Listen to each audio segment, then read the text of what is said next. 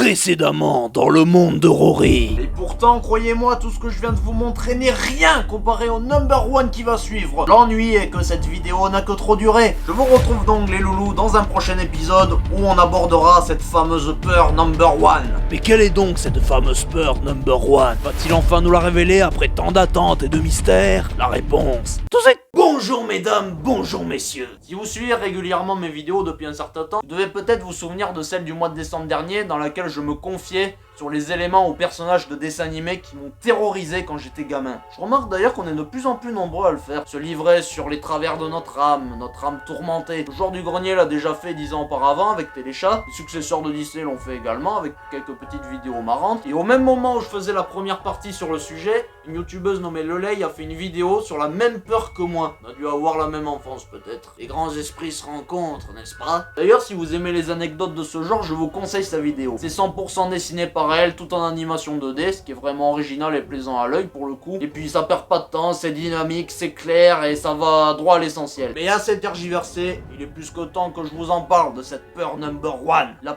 pire phobie qui me hante depuis plus de 15 ans. J'en ai fait des cauchemars. Même encore à l'heure d'aujourd'hui, ça me fait froid dans le dos rien que d'y penser. Et pourtant, Dieu sait que j'en ai connu des traumatismes dans ma jeunesse.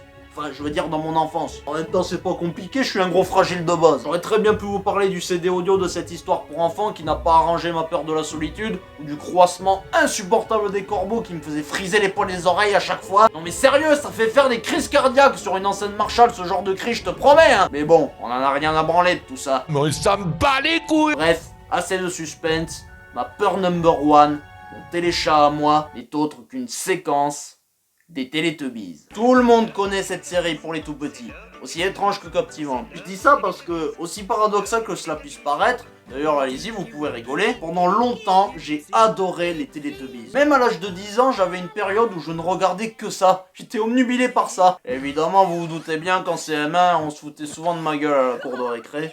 En même temps, il y avait de quoi, hein, je vous cache pas. Il est vrai qu'à l'époque, et même ça dure encore aujourd'hui, j'ai jamais eu un cerveau très halal, n'est-ce pas? Les autres, ils jouaient au foot, aux cartes Pokémon, et moi, je pensais qu'à manger des Tubby Toast et du Tubby Délice. Au passage, on est bien d'accord, le Tubby Délice, c'est bien du petit Suisse. On est bien d'accord, à moins que ce soit de la... De la merde, de la merde, de la merde. Heureusement, ça n'a pas duré longtemps, mais à l'époque, je m'en foutais. J'étais bien au milieu de ces arbres, ces collines vertes, ces feuilles, ces fleurs artificielles, les petits lapinous bondissants, tout mignons, ces machines loufoques mais amusantes. Enfin, je veux dire, écoutez-moi ce remix, bordel de merde! C'est du lourd!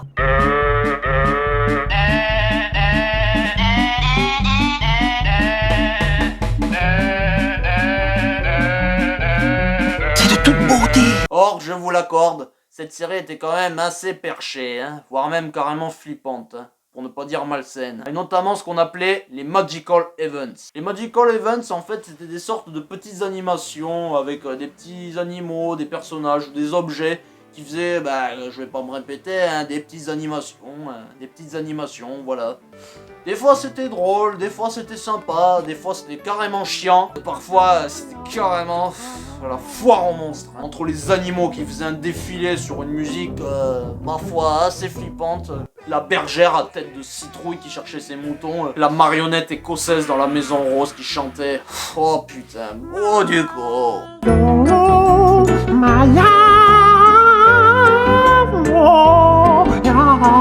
Regardez-le, on dirait une tête de fœtus écrasée qu'on aurait encastré de force dans un téléphone. Mais le summum, la cerise sur le gâteau, c'est quand même cette séquence qui s'intitule Le lion et l'ours. Dans cette séquence, on a les Teletubbies qui, appelés par le grand totem moulin à vent, vont s'asseoir sur une colline. Et déjà, rien qu'en voyant leur réaction, tu sens déjà un mauvais pressentiment. C'est trop calme. J'aime pas trop beaucoup ça. Et hélas, les crânes sont bien fondés, puisqu'après arriver à destination, on entend ceci. Je suis le grand gentil ours et je viens vous voir. Cette voix, imaginez la psychologie d'un gosse de 4 ans qui entend ça. Genre, bonjour les enfants, vous me reconnaissez? Je suis Monsieur Gentil. Je viens vous voir. Non, j'ai pas l'air d'un psychopathe évadé de l'asile. Qu'est-ce qui vous fait dire ça? C'est pas bien de discriminer les gens, les enfants. Je suis très très très gentil. Mais attendez, il y a mieux. Vous ne l'avez pas encore vu. Je suis le grand gentil ours, aux longs cheveux bruns. Je ne sais où aller, peut-être de ce côté-ci, ou peut-être de ce côté-là. De l'oreille, peut-être. Je suis le grand gentil ours, aux longs cheveux bruns. Putain de merde! Je peux me... Mais qu'est-ce que le scénariste a fumé, sans déconner, mais... Qui c'est qui a fait ça? Pourquoi ils ont fait ça? Où est-ce qu'ils sont allés chercher cette voix démoniaque? Pourquoi est-ce qu'ils ont massacré des pauvres petits arbres pour fabriquer cette horreur en bois qui est censée représenter un ours? Et gentil en plus! Ouais, c'est ça, fous-toi de ma gueule en plus! Un grand gentil ours pour moi c'est Winnie l'ourson! Bon d'accord, il est pas grand, il est petit, mais... Ça peut être Balou, Nounours, Tibère de la Maison Bleue. Mais ça, on dirait l'incarnation de Belzébuth. Et puis pour l'amour du ciel, mais pourquoi est-ce qu'il se déplace sur une planche de skateboard? Vous comptiez faire un touchable avant l'heure, c'est ça? Winnie l'ourson, il est tétraplégique. D'ailleurs, pour ta gouverne, au risque de te décevoir, t'as pas de cheveux. Parce que t'es en bois. Et comme si ça pouvait pas déjà être pire, on a le droit à ça.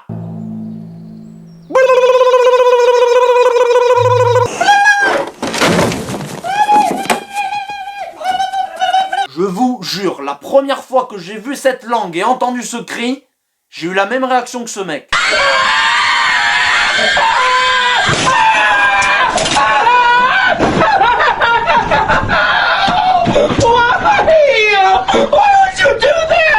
Et c'est pas fini, parce qu'après Freddy Pédobir, on a le droit à Jean-Michel Lion Psychopathe.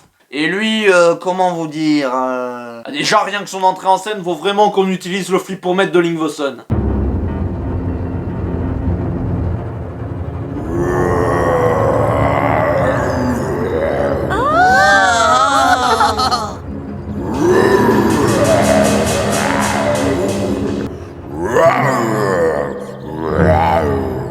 Je suis le grand méchant lion, aux dents très longues. Je suis méchant.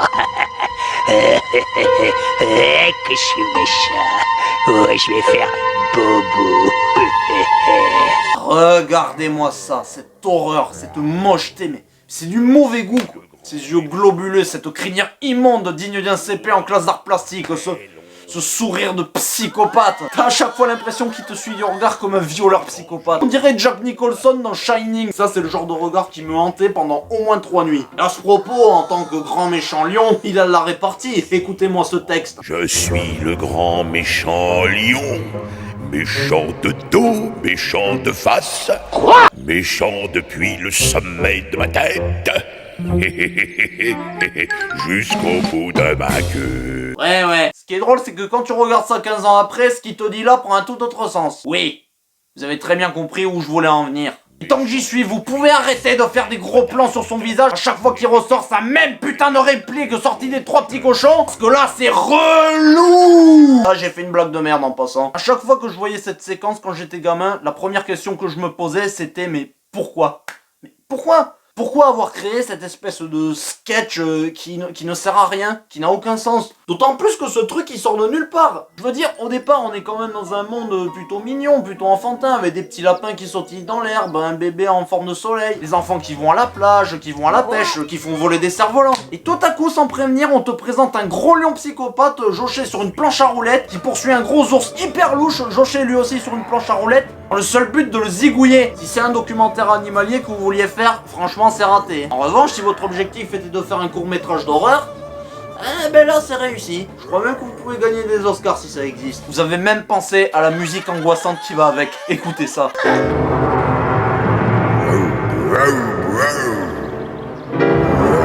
Voilà, je rappelle que c'est pour les enfants. J'en connais un qui a dû pas mal s'inspirer pour faire une attaque Freddy's. Mais la fin du sketch est à n'y plus rien comprendre. Où donc se cache l'ours? Un bon sang, mais il est là, triple andouille, c'est ta crinière crasseuse qui te rentre dans les oreilles qui t'empêche d'entendre. Où donc se cache l'ours? C'est ça va pas te faire peur aux gens comme ça? J'avais dit quoi sur les gros plans? 1, 2, 3, j'ai trouvé l'ours. Ah ben voilà, l'ours s'est suicidé apparemment. Le suicide, ça me semblait indispensable comme option. Les développeurs ont vraiment pensé à tout. Bon là, la course-poursuite finale, hein, c'est le gros bordel.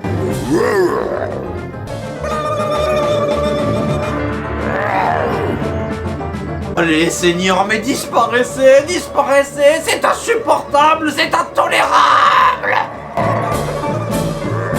Ah, enfin, cette torture est terminée. Sauf que quand tu regardais ça à l'âge de 4-5 ans, je peux te dire que tu passais une bonne nuit après, à 9h du soir. Dès que ça passait sur TJ, j'étais sûr que je ne dormais pas pendant 3 jours. Si vous saviez le nombre de gamins britanniques, américains et ailleurs dans le monde qui ont été traumatisés par cette horreur. Vous croyez que j'exagère? Eh bien laissez-moi vous dire que ce truc a tellement fait polémique à sa sortie en 97. Les parents se sont tellement plaints en masse aux États-Unis et au Royaume-Uni que les réalisateurs ont été obligés de carrément le déprogrammer de certains épisodes ou de le censurer en le remplaçant par une autre version beaucoup plus joyeuse et enfantine avec un changement au niveau des voix, de la musique. Par contre, ils ont pas supprimé le design dégueulasse, ça c'est sûr. Et pour vous montrer à quel point les mecs qui ont réalisé ça mais sont vraiment des sadiques, cette séquence elle s'étale sur plusieurs épisodes. C'est-à-dire qu'en gros, tous les 5 épisodes, tu as une chance sur 2 de retomber sur la même séquence, le même sketch, avec les mêmes personnages et le même délire horrifique. Je peux vous dire qu'à l'époque, quand j'avais eu vent de ce détail, j'étais sur mes gardes quand je regardais la télé le soir. À la vérité, j'étais paranoïaque. Je pouvais faire un arrêt cardiaque dès que j'entendais la musique du début. Après, c'est sûr, quand j'ai fait des recherches et que j'ai regardé ça 15 ans après avec le recul, j'avoue qu'il y a quelques petits détails qui m'ont bien fait marrer. Par exemple, un truc qui va bien vous faire marrer, c'est que l'ours n'a pas le même sexe en fonction des pays. Dans les pays anglo-saxons, en Allemagne et en Pologne notamment, c'est une femme, alors que chez nous, en Italie ou au Japon, c'est un homme. C'est un non-binaire avant l'heure en fait. C'est vachement visionnaire n'empêche. Ah non, non, je sais pas ce qui vous fait dire que je suis un homme, mais je ne suis pas un homme. Justement, je ne résiste pas au plaisir de vous montrer la version japonaise de ce sketch qui est juste à mourir de rire. Avec notamment le lion qui a la même voix que Hulk. 俺様は怖いライオンだ。大きな牙があるんだぞ。様の拳などかほどにも効かんわい。お前はもう死んでいる。 Et voilà mesdames, voilà messieurs, c'est la fin de cette deuxième partie sur mes frayeurs d'enfance. Du coup vous en savez un peu plus sur ce qui m'a bercé quand j'étais enfant. Ou plutôt ce qui m'a traumatisé, devrais-je dire. D'autres vidéos du même acabit viendront par la suite. D'ici là, prenez soin de vous. À la prochaine pour une prochaine vidéo. Salut les loulous!